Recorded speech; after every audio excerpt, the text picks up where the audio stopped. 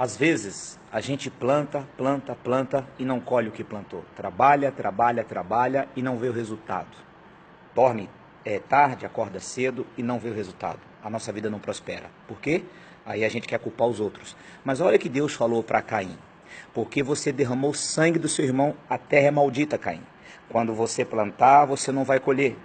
E olha que a Bíblia diz em 1ª carta de João 3,15.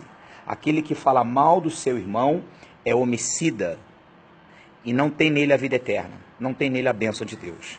Sabe, muitas pessoas têm cometido esse pecado, o pecado do Lashon Hará, que nada mais significa língua maligna, língua do diabo.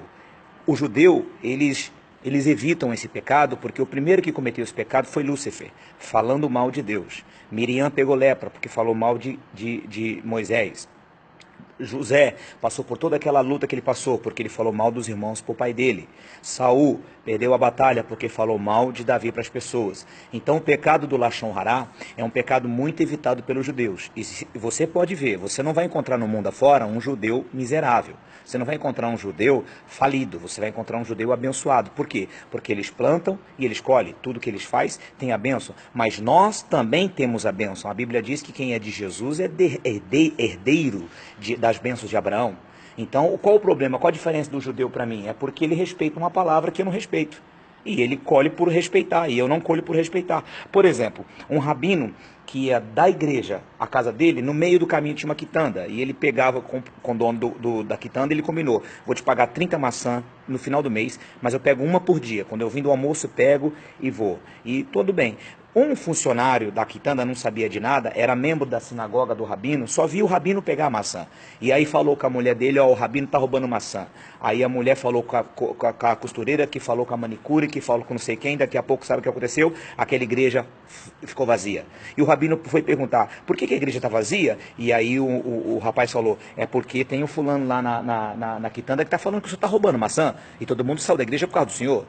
E aí o rabino chamou o rapaz, você não sabe do meu combinado? Não sei, o que eu faço para reparar o meu pecado do Lashon Hará?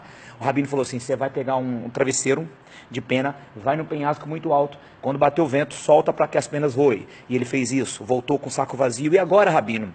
O rabino falou, agora volta e pega as penas. Ele falou, é impossível, não tem como pegar as penas. E o rabino falou para ele assim, assim é o pecado do Lashon Hará. Ele tem perdão, mas as consequências são irreparáveis. Por isso que você vê, às vezes, uma igreja esvaziar por causa de uma pessoa que cometeu o pecado do Lashon Hará. Ou seja, uma língua maligna que falou mal de uma outra pessoa. Por isso que você vê grandes amigos se separando por causa de uma língua maligna. Por isso que você vê pessoas que tinham tudo para ser sucesso, famílias que tinham tudo para ser estruturadas e se dividir. Por quê? Porque alguém cometeu o pecado do Lashon Hará. Lashon Hará, língua maligna. E a Bíblia diz, quem quer amar a vida e ver os dias bons, refreia a língua do mal. Você quer ser abençoado por Deus? Você quer plantar? Você quer colher? Você quer que tudo que você colocar a mão, a bênção de Deus faça com que prospere? Então evite o pecado do Lashon Hará. Fuja desse pecado. Se está certo ou está errado, isso é problema dele com Deus. Você guarda a sua boca. Davi falou assim, Senhor, coloca um guarda na minha boca para eu não pecar contra ti.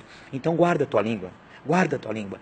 Aquele que fala mal do seu irmão é homicida e não tem nele a vida eterna. Tem em você a bênção de Deus guardando a sua língua. Se você for uma pessoa inteligente, você vai guardar esse conselho no seu coração. Que Deus te abençoe. Até o próximo, em nome de Jesus.